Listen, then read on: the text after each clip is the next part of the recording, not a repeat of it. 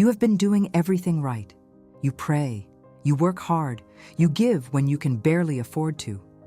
And yet, the financial breakthrough you've been waiting for still hasn't come.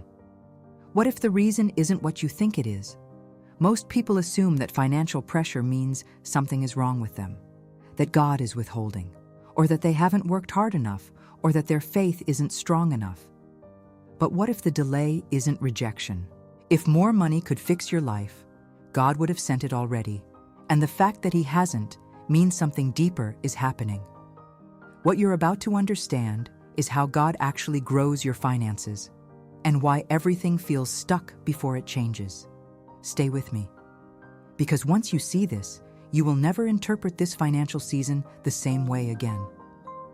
Let's be honest about something most people don't say out loud.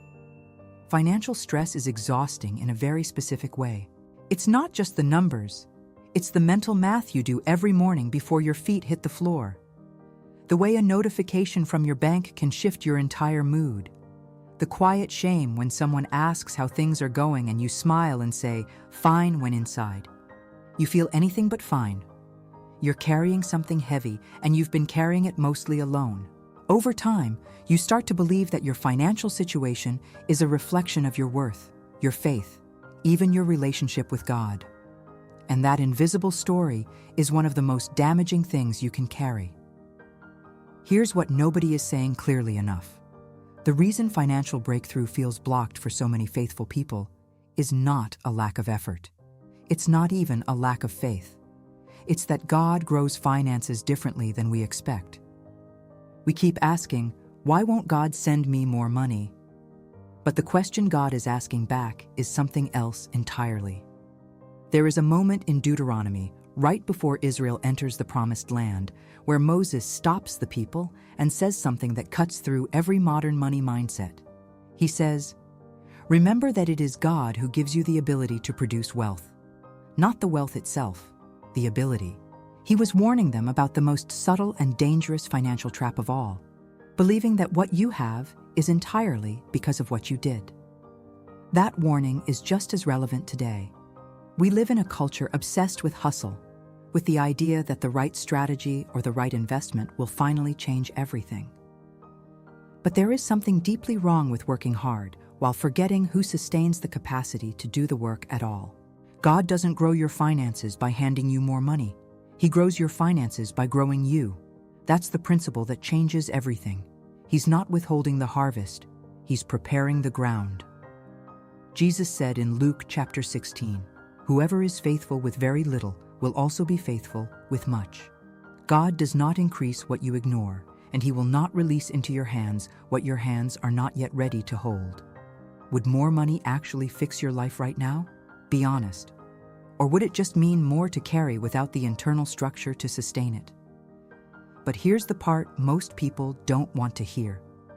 God's process of financial growth happens in 3 very real and often painful movements. And most people miss the second one entirely.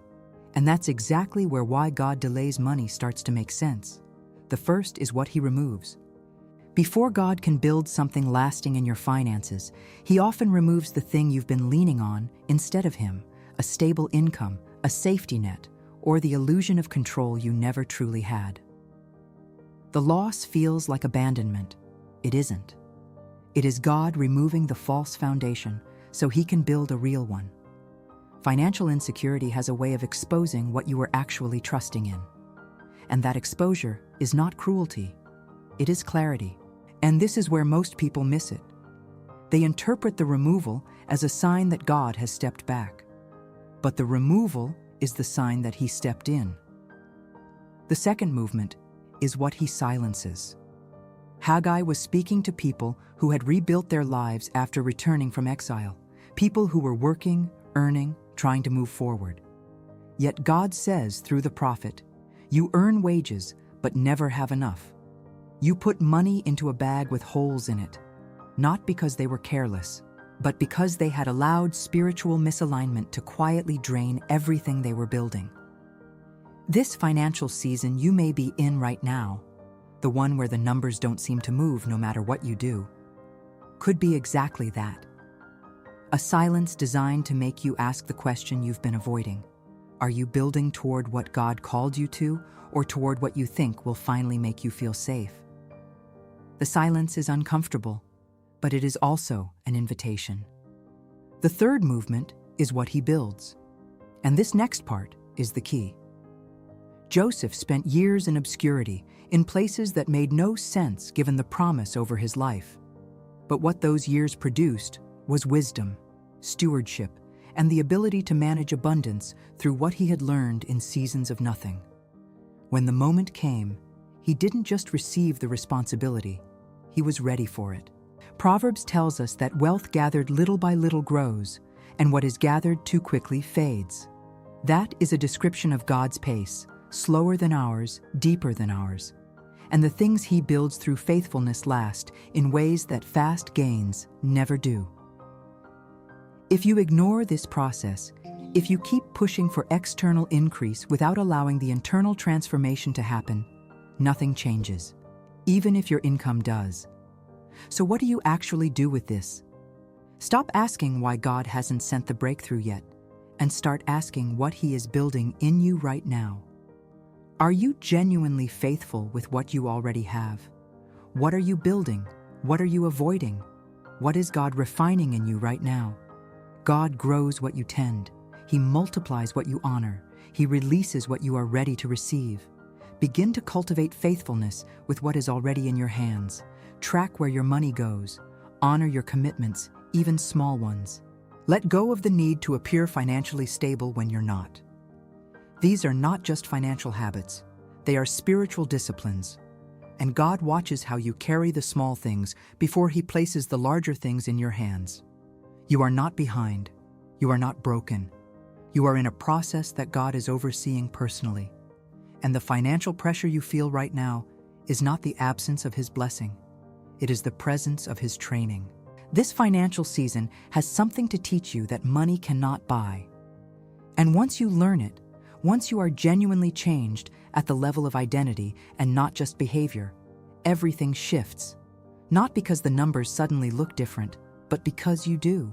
You are not stuck. You are being prepared for something you are not yet ready to sustain. If this word touched your spirit today, type, "I'm being prepared" in the comments, or "I'm tired but still trusting." You would be surprised how much it means to others walking through the same quiet season to know they are not alone in it. If this kind of message speaks to where you are right now, subscribe and share it with someone who needs to hear it. You never know who is carrying this exact weight in silence. There's another conversation we need to have, and it connects directly to everything we talked about today. It's about what happens right before the shift comes, and most people miss it entirely. They walk away right before God moves and lose everything just before it changes. That's next.